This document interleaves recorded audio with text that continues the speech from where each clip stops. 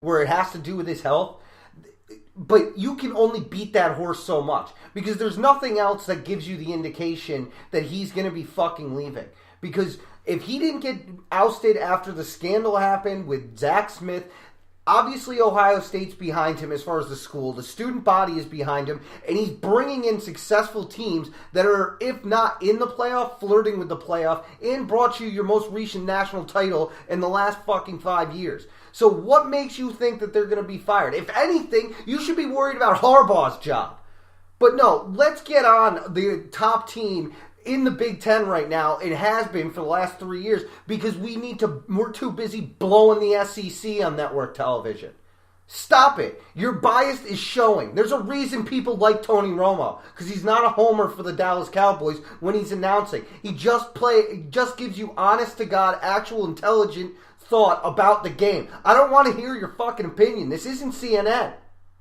It's not a news network. You are a sports broadcaster. Deliver me the information and come up with a cheeky story. Stop trying to predict what people are going to do with their jobs. Or if you're going to do it, bring up realistic arguments about certain people who might be getting fired because of their lack of a performance. Cough, cough, Harbaugh. I just want to change the topic for a quick second. We can get back to it. But how bad is that broadcast crew for Monday Night Football? It's not good. They're terrible. It's not good. Why does Booger McFarland need a chair? His finger just Why does he need a chair? I don't know. Was that in his contract? Because if that was the case, somebody needs to be held accountable. I need to know who to blame. This also goes back into announcing. What the hell is happening?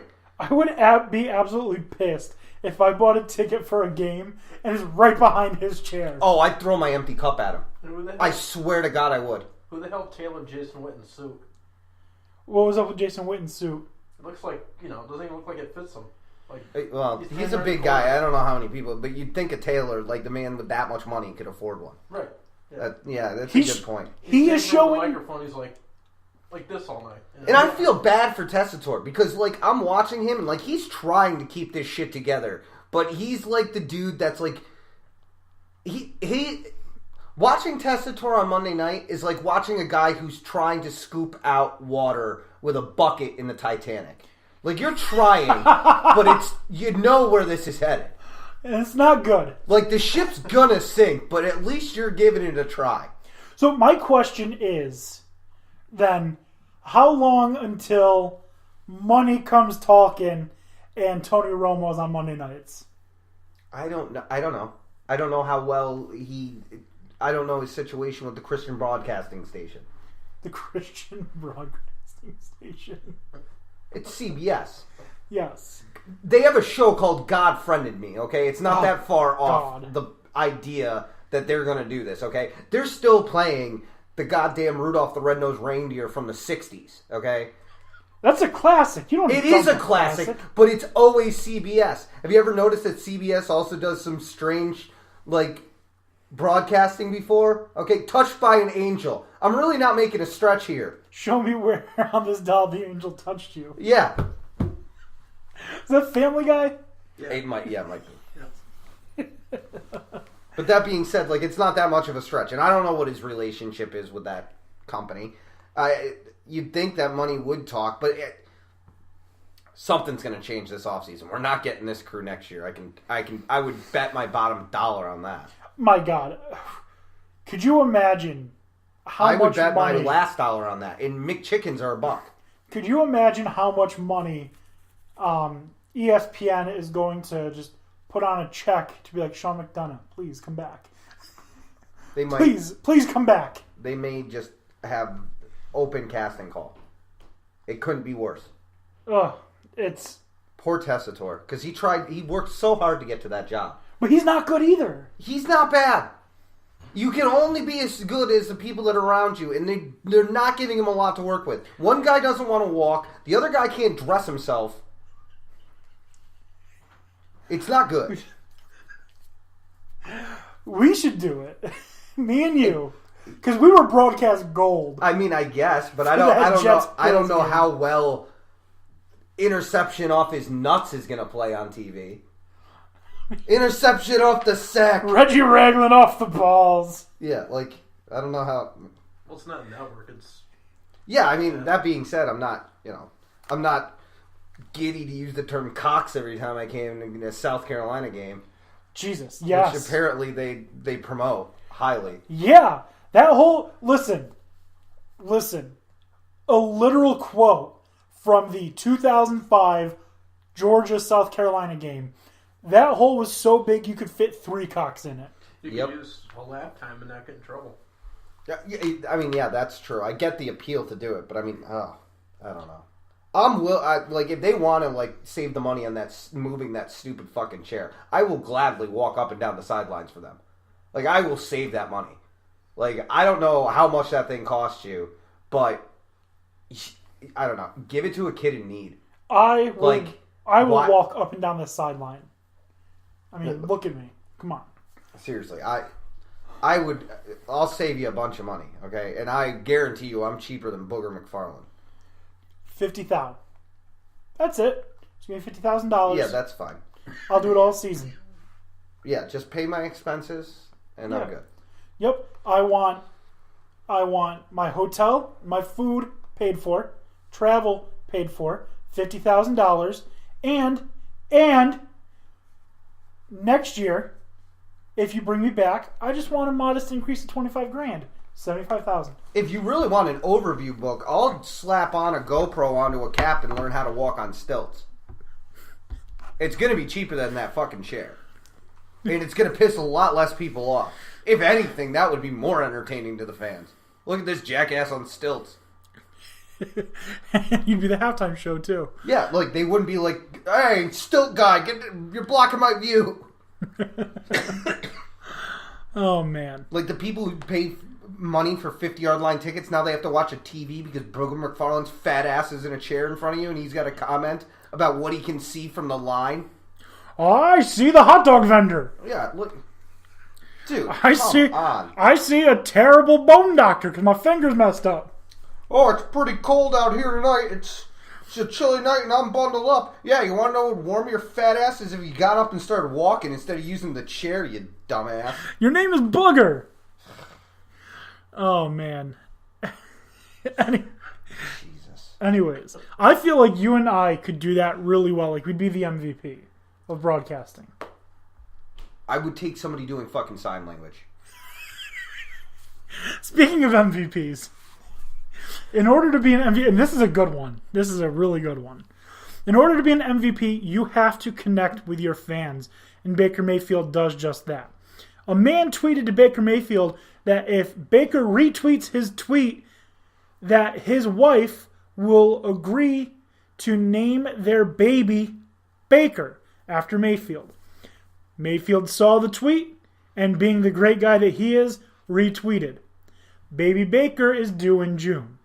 And that is why Baker Mayfield is your 2018-2019 NFL MVP. I really don't know how you come up with this stuff, but the most amazing part is you do a lot of this, and you make no argument for him actually being an MVP by what he does on the field.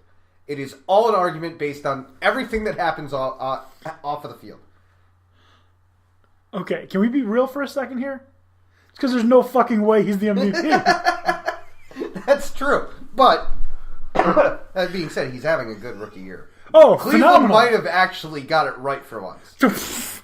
Yeah. It only took them 28 plus tries, but they figured it out. This whole Baker Mayfield MVP and Lonzo Ball MVP thing, I kind of stole the idea from a friend, Jay Sannon. I mean, I get it. I appreciate your satire because I'm always wondering. I don't know what the fuck he's going to talk about now. And you find some story that I would never have stumbled upon that. It just would not have happened.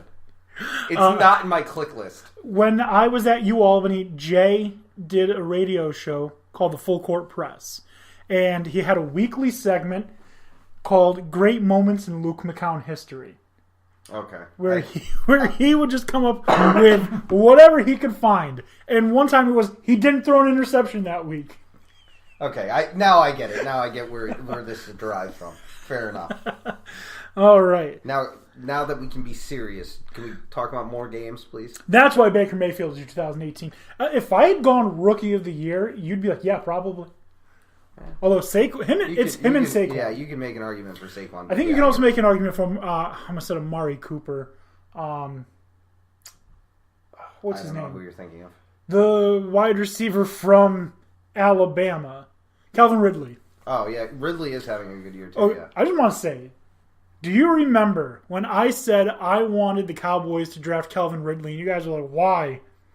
That's why. I don't. That's why. Yeah, whatever. That's why. You got your Alabama wide receiver, and he's actually doing good. So shut the hell up. He is doing well. Yeah, when he got to a team that could throw him a ball. Which, surprise, surprise, everyone said that Dak was a shitty quarterback. Dak is a shitty quarterback. He's not that shitty. Yeah. You just gotta have... I mean, he's not diarrhea, but he's a solid turd. Speaking of diarrhea, solid turd, next week we talk, is Nate Peterman the worst quarterback in the history of the NFL? We will not discuss that tonight. Next week, live on Dan and Tony Sports. I don't know. I'm going to bring up Orlovsky, I'm sure. There's gonna be a lot. Yeah, there... Also, we may rank... I mean, that's a really good question, because where do you put Jamarcus Russell? Because Peterman tried. He didn't even fucking attempt to. So, I mean, was he really that bad, or did he just not care? Next week's going to be an insane show, because not only are we going to discuss, is Nate Peterman the worst quarterback in the history of the NFL? I mean, we can even throw in, is he the worst player in the history of the NFL? But we're going to do this fun thing where Christine is going to rank every NFL team strictly by the colors. And we're going to see how we feel about her rankings. Okay. And we may even just rank them ourselves to see how they compare. Interesting. All right. So like another bracket thing. Just kind of... So that's kind of like picking your NCAA bracket based on mascots. Which is what she does. Oh, good for her. She's like, oh, they're the Kangaroos? Well, how am I not going to take them? Because they're UMKC. That's how they're not going to beat Kentucky. They're not going to beat Kentucky. Like, that's how. Jesus Christ. Somebody got that right when they chose UMBC last year. Golden Retriever, yeah. Yeah. What's a Cavalier? Does LeBron play for them? Yeah. Not anymore. Lame. Anyways, getting back to college football, we have 5 conference championship games left to talk about. And this one would be my favorite to watch if Mackenzie Milton hadn't just blown up. Those of you who don't know, he hurt his knee really badly. He screwed up the nerve in his knee. He now, as of today, has blood flow back to the leg. And he requires, quote unquote, major reconstructive surgery. Uh-huh. Does this not sound like Teddy Bridgewater? It does kind of sound like it, unfortunately. Yeah, unfortunately, because if, and this is a scenario that's improbable, but possible. If Mackenzie Milton was still the quarterback of Central Florida, they said it on the college football playoff show that they think they would have moved up to 7 and not just 8, that Michigan would be behind them. And That's not a bad argument to make. If Oklahoma, Ohio State both lost, and Alabama beat Georgia like we all think they will, there's no way Central Florida is not the number 4 team. But without Mackenzie Milton, it changes the argument. It changes that team drastically. It does. So anyways, the game is 11-0 Central Florida versus 8-4 Memphis. Memphis took them to the wire in the last game. Not the last game, the last time they played. Central Florida lucky to escape with a 31-30 victory. I think it's safe to say, in my opinion, from these last 2 years, one of my favorite up-and-coming rivalries is Central Florida-Memphis. They've had some really good games. This is going to be a tall order for UCF with limited time, given what happened. Yeah, Mackenzie Milton was their everything. I really have a feeling that that's going to be the deciding factor in it. I don't know. I imagine that the teams will play each other close because they have so many times and they know each other so well. But that Milton, that's a blow that's going to be hard to deal with. Although we've seen quarterbacks come in that you don't think that it's going to happen, but all of a sudden they light the world on fire. Tua. Cordell Jones.